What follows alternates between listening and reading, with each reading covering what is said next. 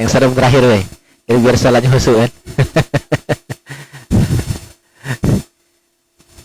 Tiap minggu soalnya bahas mati terus. Nasihat.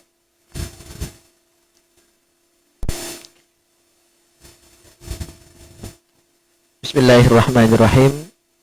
Assalamualaikum warahmatullahi wabarakatuh.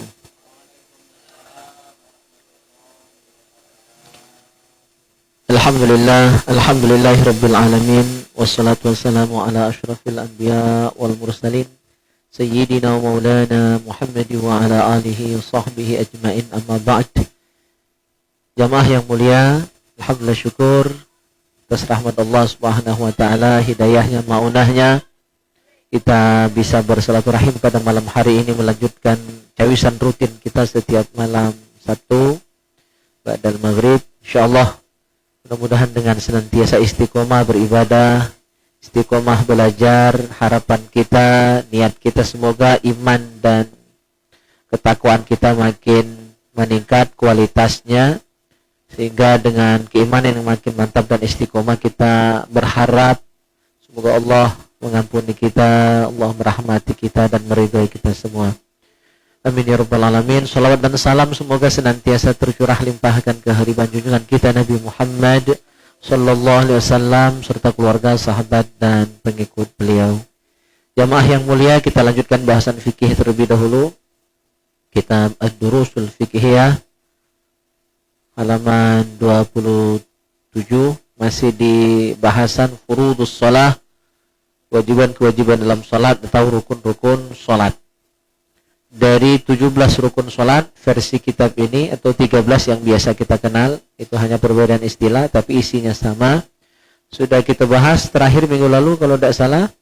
I'tidal sudah, terus tumakninah pada i'tidal. Kita lanjutkan wattasi', rukun salat yang ke-9.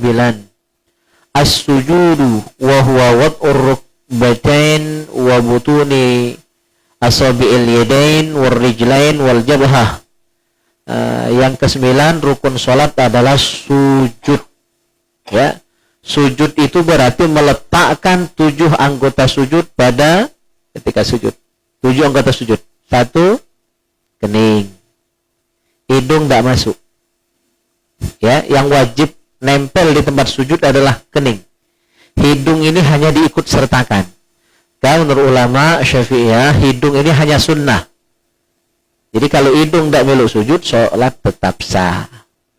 Ya. Nah, ini terkait juga dengan hukum masker. Zaman corona ini kan, maka kalau orang yang sholat tertutup hidungnya, sholat tetap sah.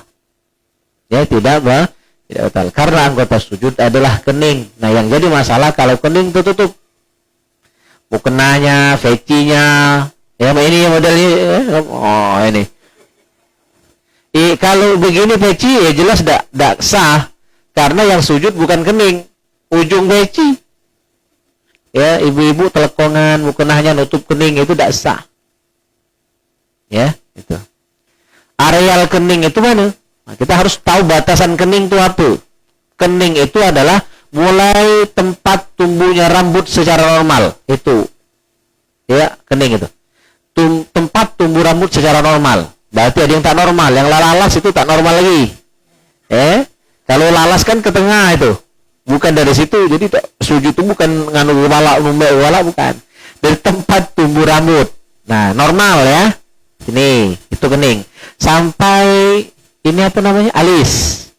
Nah, ini areal kening. Jadi kalau kita sujud, kena dari areal sini ke sini. Nah, jadi arealnya ini namanya kening. Ya, jabhah. Maka sujudnya sah. Ya. Jabhah, kening. Itu anggota sujud yang pertama. Jadi ketika kita sujud itu harus meletakkan 7 anggota sujud. 1, kening. Terus kedua, telapak tangan. 3 deh, kening. 2, tangan kanan. 3, tangan kiri. Nah, telapak tangan. Dan harus terbuka. Ya, dibentangkan, jangan digenggam. Jangan ini juga. Terbuka dan lurus menghadap ke arah kiblat. Jadi jangan melik-melik, jangan mencong itu. Harus dulu kan? Lurus saja ke depan. Posisinya sebagaimana posisi waktu kita takbiratul ihram. Waktu takbir. Kalau lanang berarti sejajar sejajar telinga. Kalau perempuan ujung jari sejajar bahu. Ya. Jadi beda. Untuk laki-laki ketika sujud posisinya sama kayak takbir. Berarti tangan ini sejajar telinga, terus tangan tidak boleh nempel ke lambung, ke apa? Tulang rusuk, ya. Tapi harus mekar. Cuma jangan mekar nian. Ngengurang, kena dagu, nyigong ke kan? Nah, itu sakit, bukan lumayan sakitnya nih. Ya. Kalau nak nyobo ke dengan udara kan? Jadi yang penting jangan nempel untuk laki-laki, ya. Jangan nempel nian, tapi agak geser dikit. Cuma jangan mekar nian, itu ketika sujud, ya. Nah, tapi untuk perempuan waktu sujud, ya, itu cukup batasan tekan tangan ujung jari sampai sejajar bahu, dan ini rapat ke badan, tangan rapat ke badan. Jadi tidak ada ini perempuan, jadi beda, ya, posisi laki dan perempuan ketika sujud. Oke, dua telapak tangan. Lah 3 anggota sujud. Terus lutut kiri kanan. Ya, 7 sudah ya. Lutut kiri dan kanan. Yang ke-6 dan 7 jari-jari kaki. Jari-jari kaki. Maka jari kaki harus menyentuh tempat sujud. Tidak boleh ngangkat. Ya, jadi kalau jari kaki ngangkat itu dikit diangkat, tidak nyentuh tempat sujud, tidak sah. Jadi harus menyentuh. Itu minimal menyentuh. Yang afdolnya ditekan. Itu afdol. Jadi kalau hanya menyentuh sah, tapi kurang afdol. Yang afdol ditekan sehingga sampai tertekuk. Kalau baca 10 jari kaki itu ngadap kiblat gitu. Kalau baca, cuma biasa kelingking susah. Ya, kalau baca, ya minimal dari 10 jari kaki ada yang menyentuh tempat sujud sudah sah.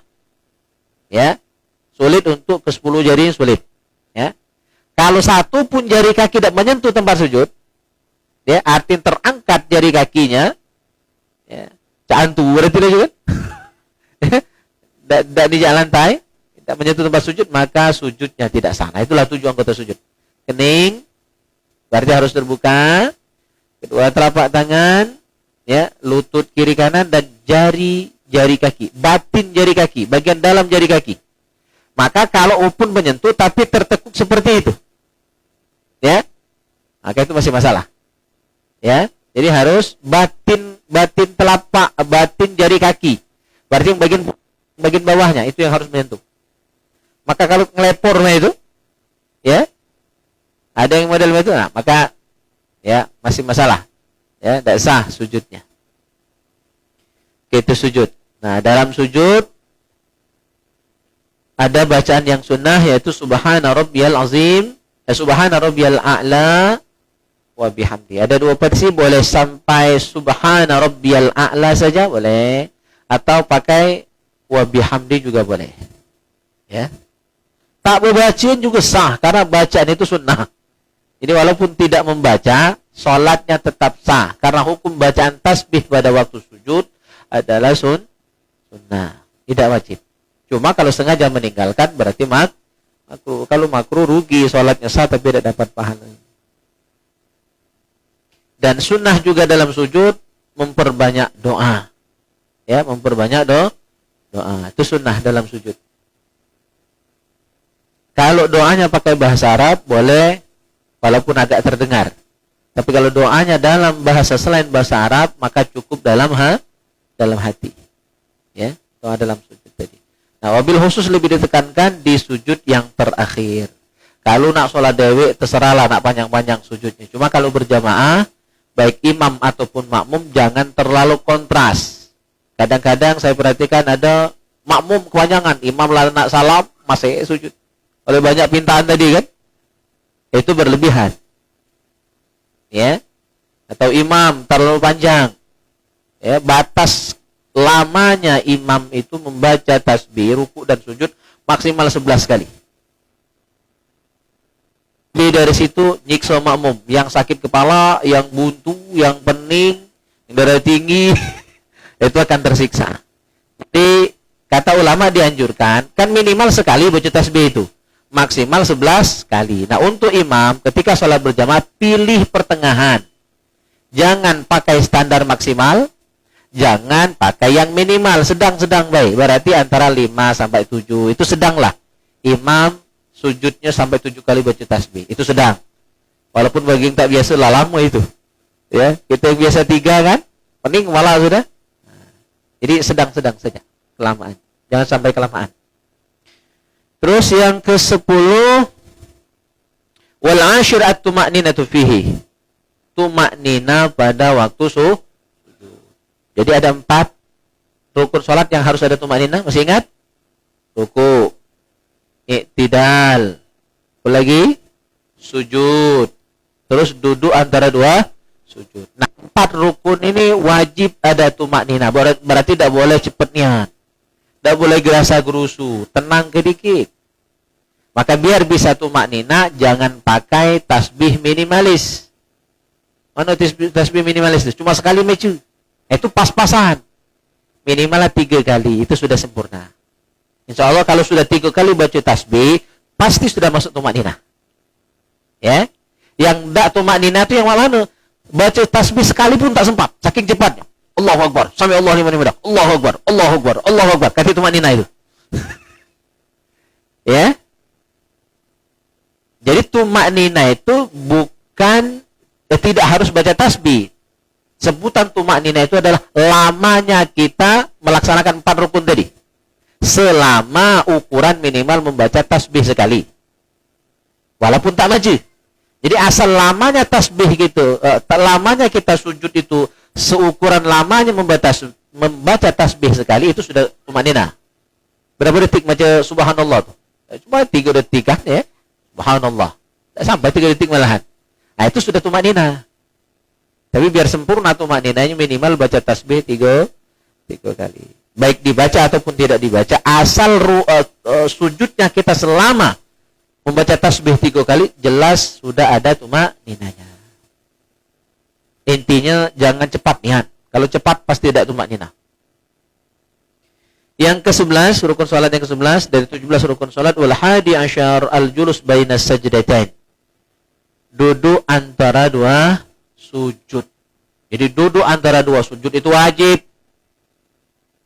Nah, perlu saya tegaskan juga, rukun sholat ini berlaku pada semua sholat.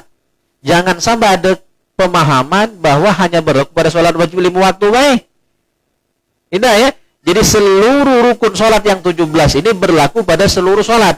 Baik sholat wajib ataupun sunnah. Perlu saya tegaskan ini kenapa? Karena kadang-kadang ketika sholat sunnah kayak kita remehkan. Ya, kayak kita remehkan. Padahal tidak berlaku seluruhnya. Baik rukun sholat, sunnah sholat, ya, itu seluruh berlaku pada sholat wajib ataupun sholat sunnah. Nah, duduk antara 2 sujud, hukumnya wajib rukun sholat.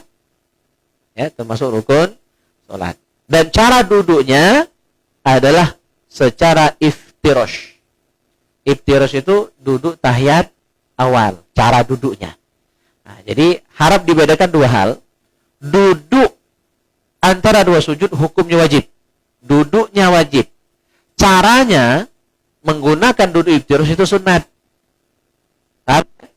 Duduknya wajib, caranya menggunakan iftirash itu sunat. Berarti kalau ada yang duduk antara 2 sujud, salah cara duduknya, tidak pakai duduk iftirash, maka tetap sah salatnya. Ya? Paham? Bu, bisa dipahami ya? Jadi hukum duduknya wajib. Antara 2 sujud itu, pemisah sujud pertama dan sujud kedua, maka harus duduk dulu. Nah, hukum duduknya wajib, tapi cara duduknya menggunakan duduk iftirash itu sunnah. Paham? Bukan duduk antara 2 sujud itu sunnah, bukan. Cara duduknya menggunakan iftirash. Duduk dalam sholat itu kan ada 2 macam. Ada iftirash, ada tawarruk.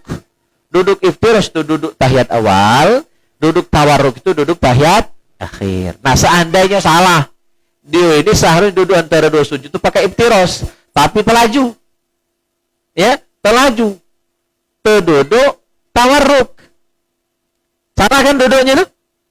Salah ya? Cara duduknya salah.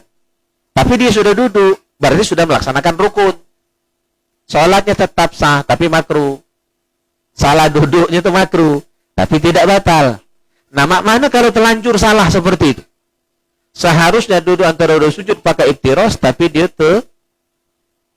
duduk tahiyat akhir. Ya, secara tawarruk. Harus dirubah atau tidak posisi duduknya? Kan salah itu. Dirubah tidak masalah. Tak usah dirubah khusus yang ini. Karena apa? Akan melakukan pembatal sholat. Kan dalam sholat itu melakukan gerakan 3 kali berturut-turut dalam satu rukun fi'li, sholatnya batal. Maka kalau terlanjur salah duduk, biarkan saja salah. Kesalahan itu hanya sebatas makruh, daripada merubah posisi, itu bisa batal. Ngapa batal? 3 kali gerakan. Kenapa? Ketika dia mau ganti posisi dari tahiyat akhir ke tahiyat awal, dari tawarruk ke iftirosh, maka tentu dia akan memajukan badannya ke depan. Terus narik kaki. Narik kaki sudah tuh mundur lagi. 3 kali tidak gerakan. Batal. Daripada batal, biarkanlah duduk yang salah tadi. Maulana ya? Paham Bu? Ya, jadi kalau terlanjur salah duduk, biarkanlah. Atau misalnya tahiyat awal, tahiyat akhir, tapi salah duduk. Tuh duduk tahiyat awal. Biarkanlah. Ya, gitu. Nah, masalah duduk ini untuk sholat yang 2 rakaat. Kalau Syafi'i, sholat subuh, sholat Jumat kan 2 rakaat ya, sholat sunnah kan 2 rakaat. Kalau menurut mazhab Syafi'i, untuk sholat yang 2 rakaat itu kan hanya pakai tahiyat akhir. Berarti duduknya langsung duduk tawarruk. Tapi dalam mazhab Hambali, ya, kalau sholat yang 2 rakaat, baik sholat wajib seperti subuh dan sholat Jumat, dia duduk iftirosh walaupun dia tahiyat akhir. Nah, jangan disalahkan, itu cara Hambali. Kalau cara Syafi'i, asal kita baca tahiyat akhir berarti duduknya duduk tawarruk, duduk tahiyat akhir. Nak sholat 2 rakaat, nak 3 rakaat, nak 4 rakaat. Paham? Asal tahiyat akhir berarti duduk tahiyat akhir. Tapi dalam mazhab Hambali, kalau sholat 2 rakaat, baik wajib ataupun sunnah, kalau 2 rakaat, duduknya duduk tahiyat awal, walaupun baca tahiyat akhir. Paham bedanya? Nah, tapi kalau Syafi'i, enggak. Jelas ya? Kalau duduk ini. Nah. Terus yang berikutnya, yang ke-12, wathani asyar at-tuma'ninatu fihi, tuma'nina pada waktu tahiyat, duduk antara 2 sujud. Harus tuma'nina. Artinya tuntaskan dulu bacaan duduk antara 2 sujud tuh. Rabbi firli. Apa bi lanjutnya? Wali daya. Oh bukan ya. Ngetes lagi. Ya baca Rabbi firli wali daya. Warhamhuma. Aja ya. Iya, masa mending kakek baca doa lain. Ya Allahumma jannibna. Terkena gaya lain lagi tuh. Ya, baca Rabbi firli warhamni wajburni warfa'ni warzuqni wahdini wa'afini wa'fu anni. Ya, itu sunnah dibaca. Dan tidak boleh lebih dari situ. Cukup batas itu. Jadi ada beberapa rukun sholat yang tak boleh panjang. Di antaranya i'tidal. Terus duduk antara 2 sujud. Tidak boleh panjang. Sama tahiyat. Nah, tahiyat akhir bukan tahiyat awal bukan ini ya, bukan rukun. Yang rukun 2 ini tidak boleh panjang. I'tidal sama duduk antara 2 sujud. Ini 2 rukun sholat yang pendek. Maka kalau bacaannya ditambahi, sholat bisa batal.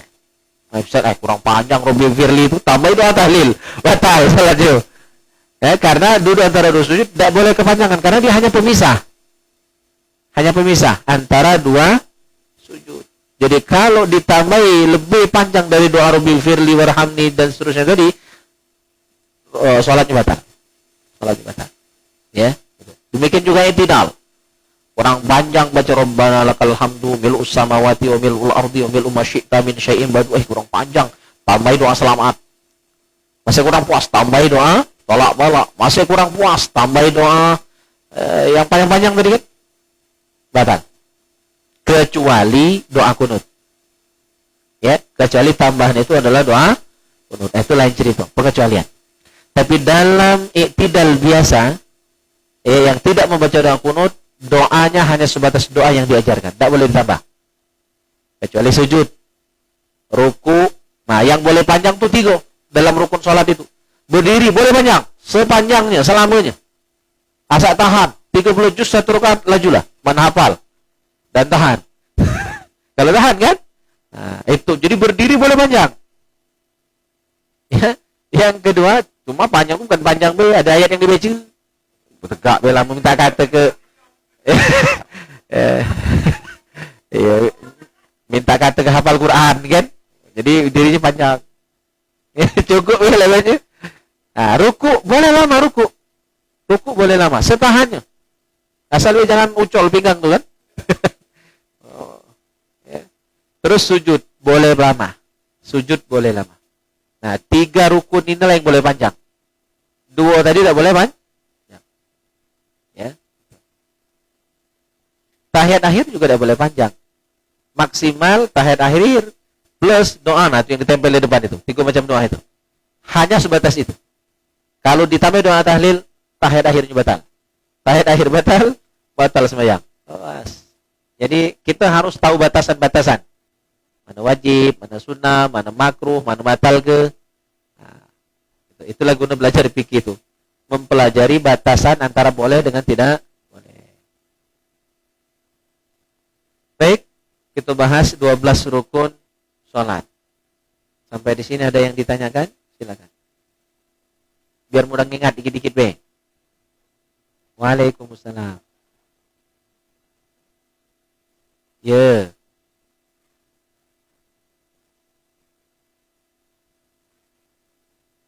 Nah, mak kamu tuh lah. Ya, benar lah itu. Iya, iya. Iya. Iya. Iya, sah, insyaallah sah. Ya. Karena ukurannya dagu. Dagu itu ini. Ya. Jadi jangan area niat jangan sampai tukok ke jenggokan. Jangan bertukok ke jenggot. Ya. Karena batasan muka itu adalah dari tempat tumbuh rambut ke dagu. Itu jadi ada batasan. Secara itu apa? Horizontal. Secara vertikal batasan muka itu adalah dari ini, telinga ini. Yang kecil di telinga ini, kiri kanan. Nah, itu areal muka. Dan itu yang wajib tertutup. Jadi dagu. Kalau di bawah dagu ke jenggotan, ini kan di bawah dagu nih. Di bawah dagu apalagi leher ke jenggotan berarti sudah terbuka aurat. Jadi terbuka aurat itu tidak mesti pakai baju gengsi. Ya. Tidak mesti pakai baju gengsi. Ya.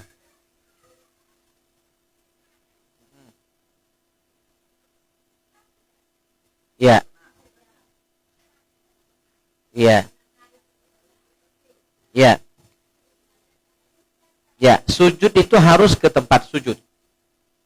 Maka kalau kita sujud di sesuatu yang ikut bergerak bersama gerakan kita naik turun, nah mau kena miluk gitu dak? Naik turun. Apa sal, ujung sal itu kan miluk bergerak naik turun. Selendang, ya, rida, syal, ya, itu naik turun kan? Kita naik di miluk naik, kita turun miluk turun kan gitu. Nah, sesuatu yang ikut bergerak bersama kita, ketika kita sujud kepada sesuatu itu, maka sujud kita tidak sah. Nah, ini prinsipnya. Berarti contohnya mukena ikutkan bergerak, berarti ketika sujudnya ke mukena bukan ke tempat sujud, sujudnya tidak sah. Maka ditarik dikit. Nah, yang penting keningnya, Bu. Keningnya itu jangan sampai tersujud ke mukena. Jadi tarik dikit. Iya. Iya. Nah, itu ya. Ditarik ya.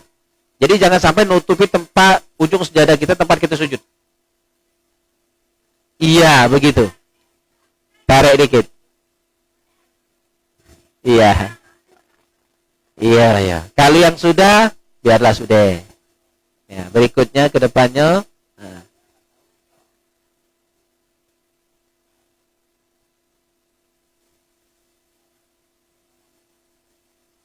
Waalaikumsalam.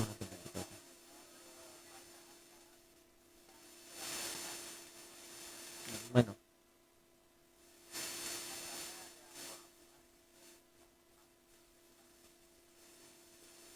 Iya.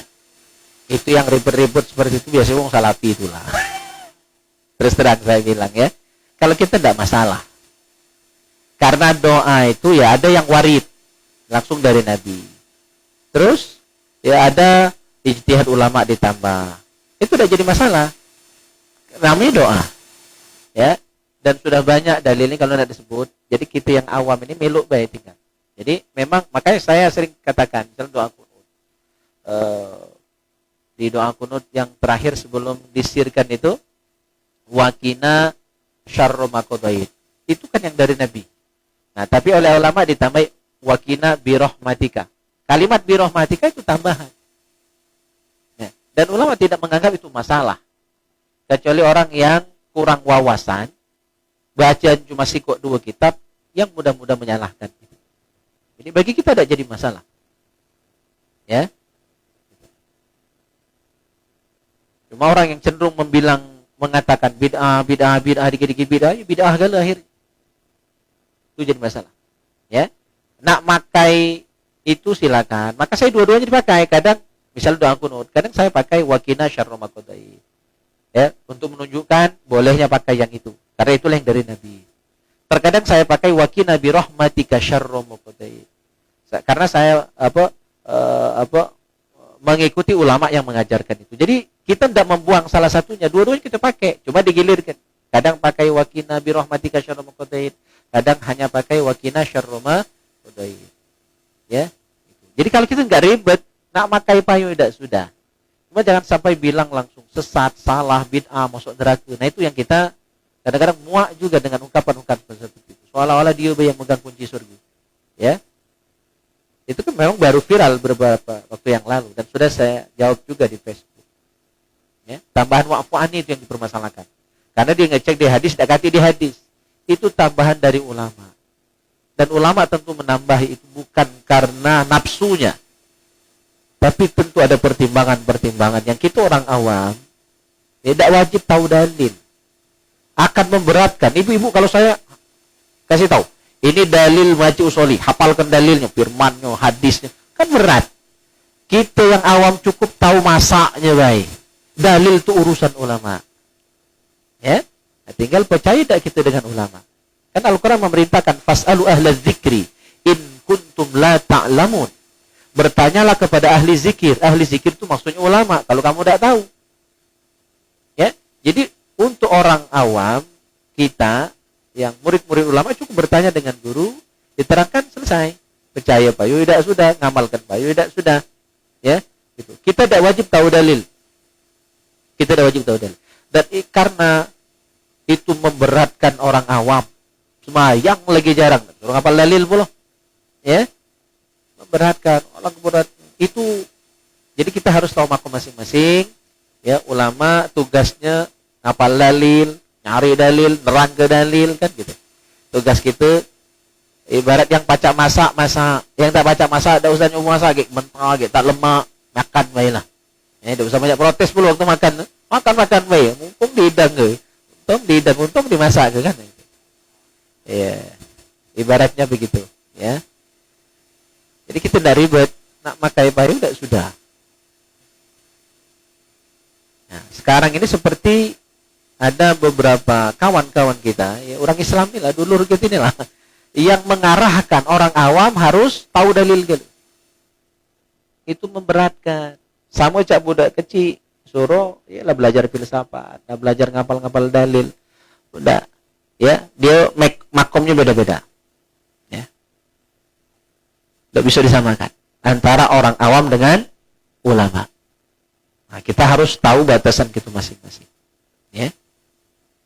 Insya Allah yang kita amalkan ini sudah benar, ya, sudah benar. Tinggal ya kalau kurang yakin, kurang paham, ya ragu-ragu, ditahkikkan lagi, ditanyakan lagi dengan guru-guru kita. Baik, ada lagi?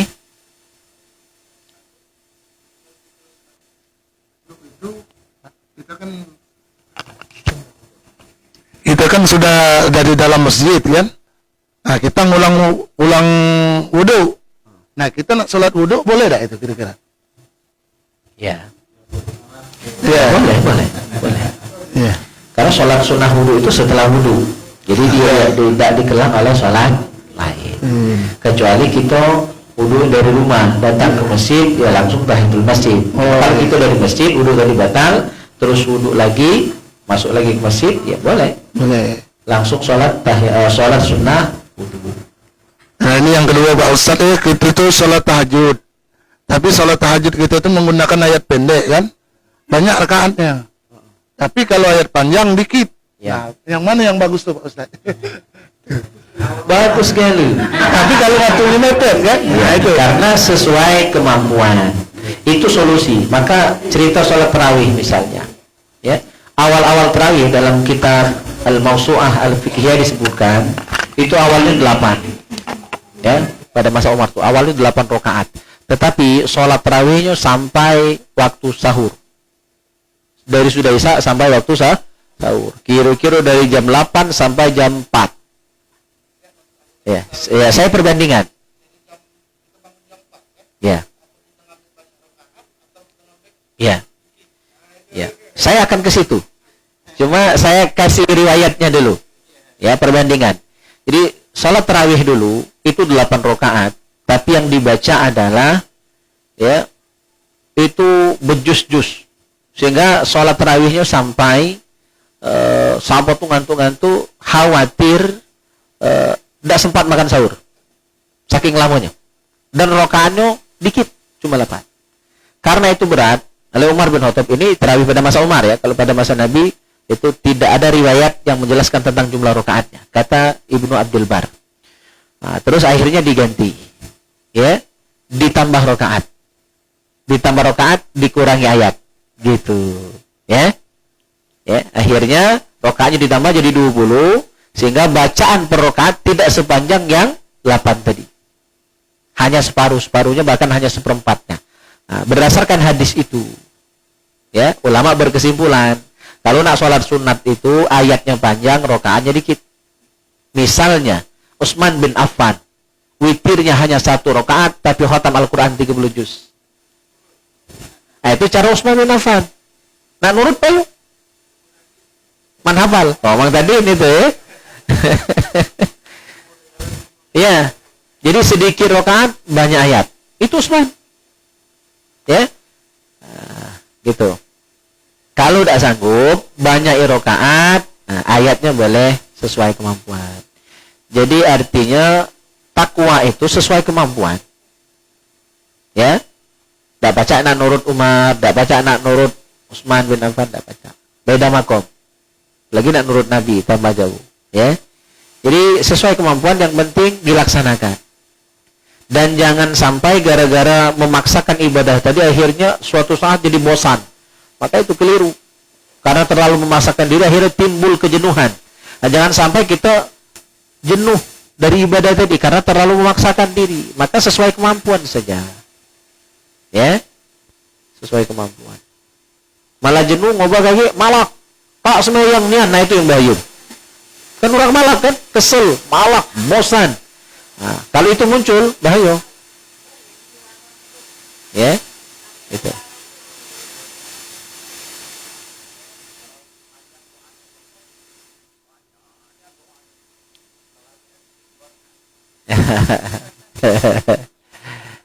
Iya. Sebenarnya bagus. Banyak doa itu kan, cuma lihat-lihat situasi dan kondisi. Saya di Al-Amir misalnya, ini nopri sering, itu tidak panjang-panjang, wirid pendek, doa pendek, karena menyesuaikan. Ya, di itu kompleks perkantoran. Yang sholat itu adalah para pegawai, para pejabat, yang waktu istirahatnya hanya singkat dari jam 12 ke jam 1. Disitulah mereka sholat, disitulah mereka istirahat, disitulah mereka nak makan, nak minum. Ya. Jadi menyesuaikan. Nabi pun ketika sholat, Rasulullah SAW ketika sholat lagi baca ayat, ada bayi nangis. Ya, oe, bayi Habibie nangis ya. Rasulullah biasanya baca ayat lebih panjang dari itu. Hari itu dipersingkat ayatnya, tidak sepanjang biasanya. Tidak sholat, sahabat nanya. Dijawab oleh Rasulullah, kenapa dipersingkat, diperpendek ayatnya saat itu? Rasulullah mendengar tangis bayi tadi, takut ibunya susah, takut maknya susah. Maka Rasulullah tidak ingin ibunya susah, anaknya juga kan tambah jerit, tambah lama nangisnya. Maka Rasulullah persingkat. Artinya Rasulullah menyesuaikan situasi dan kondisi. Di sinilah kebijaksanaan sangat diperlukan, sangat dipentingkan. Ya, gitu. Apalagi di masyarakat umum. Nah, kalau di pondok lantak kelah. Kalau kami di pondok itu lain. Iya, itulah. Iya.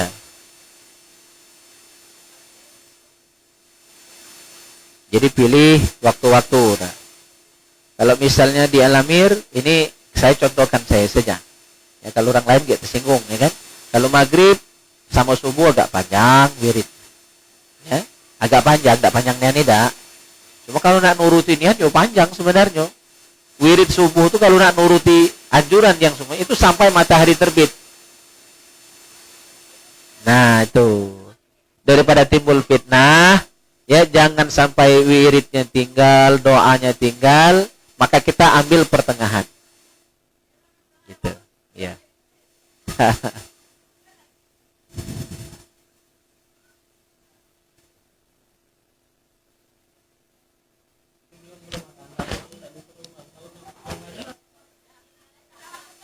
Ya. Itu sebenarnya sindiran, coros-coros cepat nikah itu maksudnya. Tapi secara hukum ya sah asal sudah balik ya. Karena dari beberapa syarat imam, tua itu nomor sekian. Nomor akhir, bukan nomor pertama. Ya, yang pertama itu adalah aqra'uhum li kitabillah wa afqah, paham hukum, paham fikih salat, sama bacaan Al-Qur'annya. Itu syarat utama. Umur itu nomor sekian. Bukan nomor satu. Nomor satu adalah al-afqah wal aqra'. Paham fikih sama bagus bacaan. Itu itu syarat inti. Yang lain-lain itu syarat tambahan saja. Jadi tidak mesti. Cuma lebih afdol. Ya, sebenarnya itu saya anggap adalah sindiran halus, cepat-cepat undang. Nah, gitu. Cepat-cepat undang kita semua ya. Nah. Walaupun ya tidak ada jaminan yang sudah tua, yang sudah menikah, sholatnya lebih khusyuk kan tidak ada jaminan sebenarnya. Baik. Kadang-kadang lebih banyak pikiran yang sudah beranak ini. Mikirkan anak sekolah, anak kuliah, mikir ke utang, ya kan? Bujang harus badan dewek. Jadi bukan jaminan khusyuk itu sudah menikah atau tidak. Ya, nah, insya Allah khusyuk dalam bidang yang lain, ya kan? Lado kanti ada rewang, ya. Terus pahalanya besar. Orang yang menikah itu rak'atani minal mutazawwij afdalu min sab'ina rak'atan minal azb. Nah, ini untuk yang bujang-bujang, Agus termasuk perhatikan ya. Kalau yang bujang itu pahalanya kecil sembahyangnya. Kalau yang sudah menikah, 2 rakaat orang yang sudah menikah itu sama dengan sab'ina rak'ah, 70 rakaat. Jadi yang bujang-bujang nih, kameramen kita ini bujang-bujang apa nih? Pahalanya kalah. Ya, kita yang sudah nikah pahalanya 70 kali lipat dibandingkan yang belum menikah. Ya. Itu. Ini belum dibahas ya, kelamuan lawaknya, kurang waktu ya. Iya. Masih ada pertanyaan? Sikap lagi kalau ada? Ketik, karena kitab lah di bawah ini tak lemak tak dia. Masih ada pertanyaan? Boleh.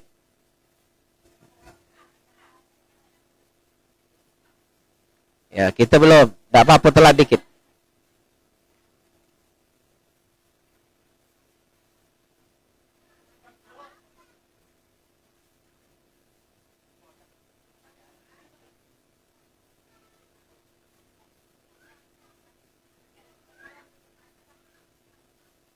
Belum. Tahu dah isak nanti ya? Isak lagi. Iya. Dah isak jadi.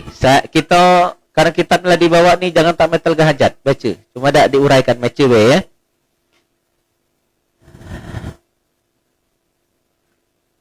La yamutunna ahadukum hatta yahsunaz-dzan billah. Jangan kita mati kecuali dalam keadaan berhusnuzon, berbaik sangka dengan Allah Subhanahu wa taala. Fa inna husnazan billah thamanul jannah. Karena berbaik sangka dengan Allah itulah harganya surga. Itulah bayaran nak masuk surga. Jadi bukan pakai duit nak masuk surga itu. Husnuzan, baik sangka dengan Allah. Husnuzan billah faman mata minkum wa huwa yahsunudzan billah dakhalal jannah mudillan ay munbasiton la khauf alaihi. Barang siapa yang meninggal dunia dalam keadaan berbaik sangka dengan Allah, maka dia akan masuk surga dengan munbasiton, dengan tenang, dengan damai, la khauf alaih. Tidak ada rasa takut. Ya, tenang, aman, damai dia. Meninggal dunianya nanti. Wallahi alladzi la ilaha ghairuh la yahsunu ahadun az-zanna billah illa a'tahu Allahu dhannahu wa dzalika annal khair biyadihi. Demi Allah, ya, sampai Abdullah bin Mas'ud yang ngomong ini bukan Nabi ya, tapi Abdullah bin Mas'ud sahabat Nabi, beliau sampai bersumpah, demi Allah zat yang tiada Tuhan selain Allah, ketika seorang berhusnuzan dengan Allah, berbaik sangka dengan Allah, maka Allah akan berikan yang terbaik ya untuk dirinya. Jadi Allah itu sesuai prasangka kita. Kalau kita sangka baik, Allah beri baik. Kalau kita meragukannya, tak percaya, sudah. Ya, lalu wat pula Tuhan. Kita baik kalau orang tak percaya, ya ni apa? Kan galak ya? Ya ni apa? Tak percaya, lalu wat pula tu. Jengoknya. Nah, kira-kira perbandingan ya, bukan kita menyamakan Allah dengan makhluk. Kita lagi luat. Ya, kita ketika orang tidak percaya sama kita, kita tidak suka. Jadi itu. Terakhir, jangan galak nakut-nakuti orang dalam pengertian membuat orang jadi putus asa. Jadi kita itu harus membuat orang itu jadi semangat, ya, berbaik sangka. Nah, ada orang yang dia banyak beramal soleh, tapi justru masuk neraka. Nah, ini hadisnya sangat singkat. Wakala Zaid bin Aslam, yu'tabir rujul yaumal qiyamah. Ada seorang laki-laki didatangkan pada hari kiamat nanti. Fayuqal, dikatakan kepada laki-laki ini, intoliku bihi ilan nar. Wahai malaikat, bawa dia, masukkan, untalkan ke dalam neraka.